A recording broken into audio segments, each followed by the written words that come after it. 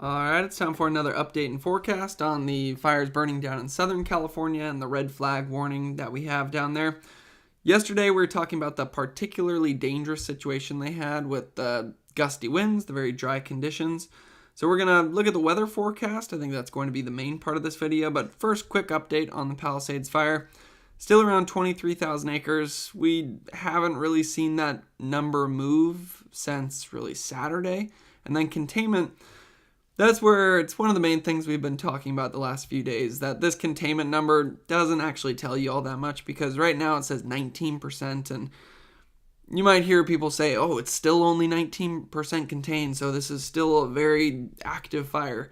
But if we look at the satellite imagery, the SoCal fires have looked like this since Sunday. Saturday was a very critical day as it was about to push into a large amount of structures, but since Sunday, you can barely even tell where the fires are on the satellite imagery because there's been no smoke coming off of them. There's also been no heat coming off of them. We always look at these maps, and if there's been heat in the last 24 to 48 hours, you'll see yellow stars, orange stars, and red stars.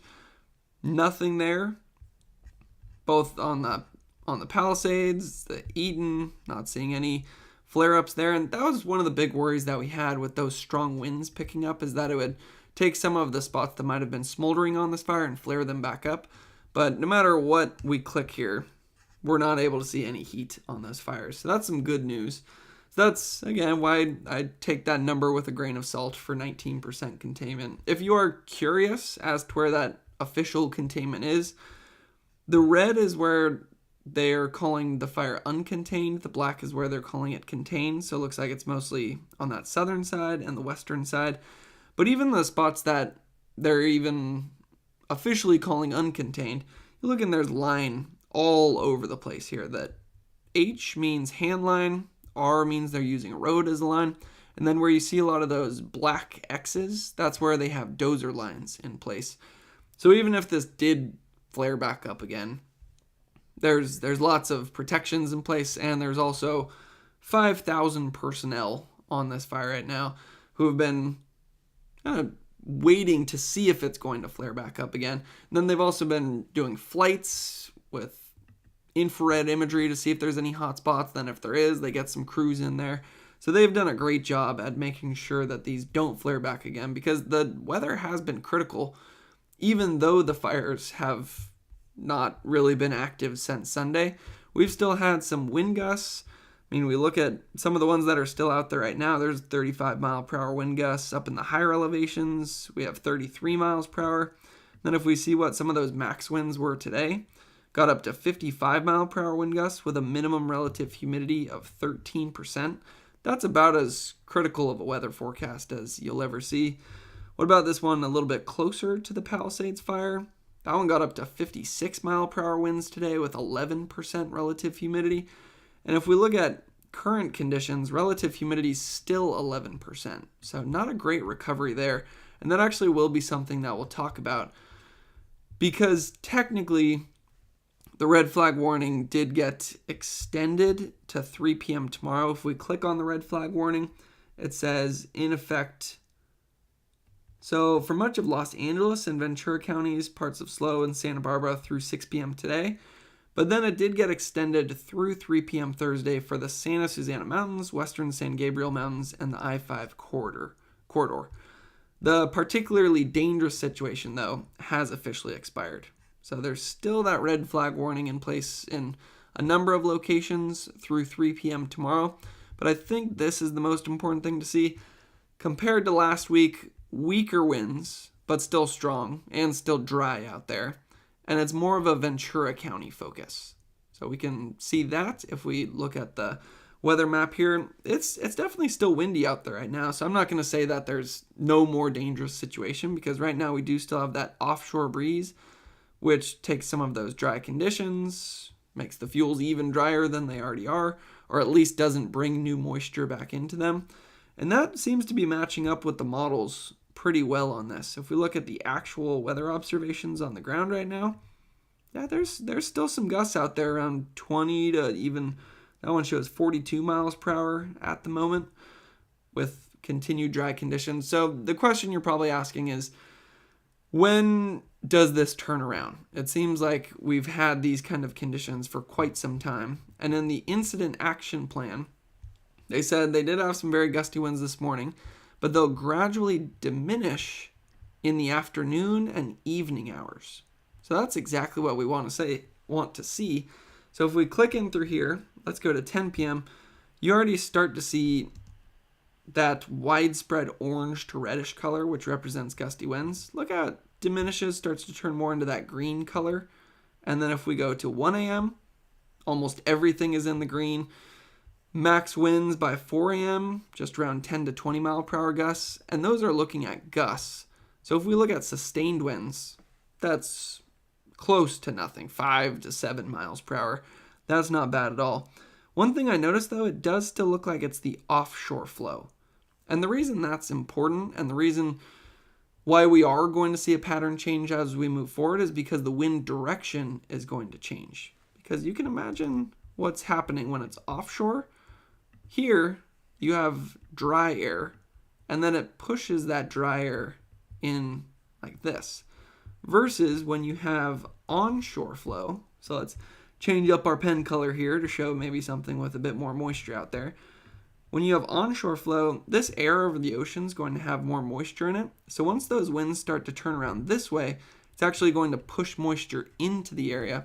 Some of that moisture finds its way into the fuels, makes it harder for fires to start and spread. So let's look at humidity now. And it does look like it's still going to be poor recoveries overnight tonight. You see that 24%, that's not great. But again, those winds are still offshore overnight. So as we click through Thursday, it looks like it's once again quite dry. That's a big part of the reason that they have that red flag warning through 3 p.m. Thursday for some locations. If you look at the winds though, I mean, they're saying on this 20 to 40 mile per hour winds, isolated gusts up to 65. But I mean, if we look at the winds for much of tomorrow, I'm just not seeing that in the wind forecast. I'm seeing maybe 20 to 30.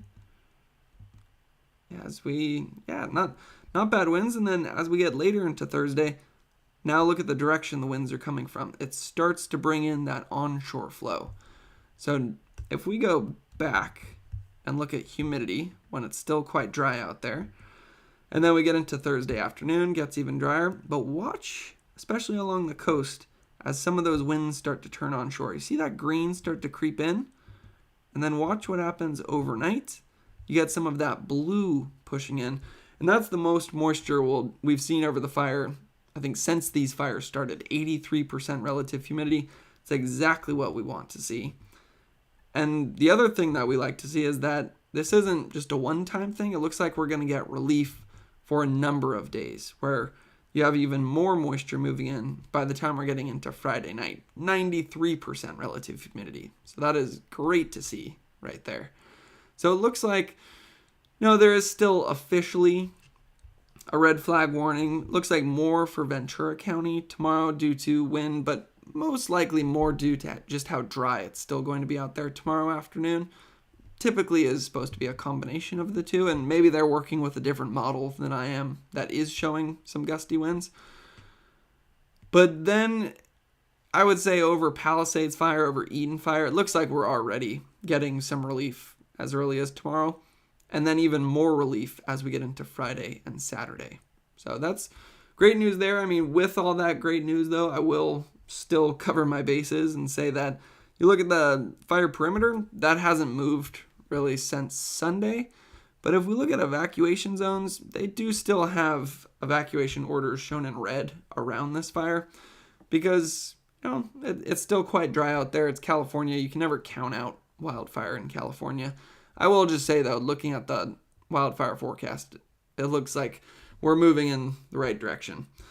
Plus, we have 5,000 personnel in this fire, which is just a massive number. Unfortunately, some other numbers that do continue to go up, though, are the structures destroyed. And I believe some of the fatality numbers have increased as well.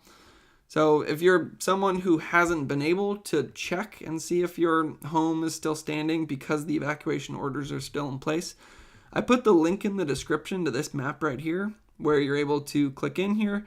If If your home is black, that means it's fine. If the home is in red, that means unfortunately it was destroyed, and you can click on a photo to actually see what it looks like there. Might be hard to look at, but that sometimes it's better just to know than to be wondering. Again, that link for that is in the description. And then I don't really think we need to go into the Eaton fire right there. I think it sums it up. Evacuations have been lifted for the following zones. Does still look like they have some evacuations more on the northern side of the fire. That's most likely where they're still seeing some windy conditions.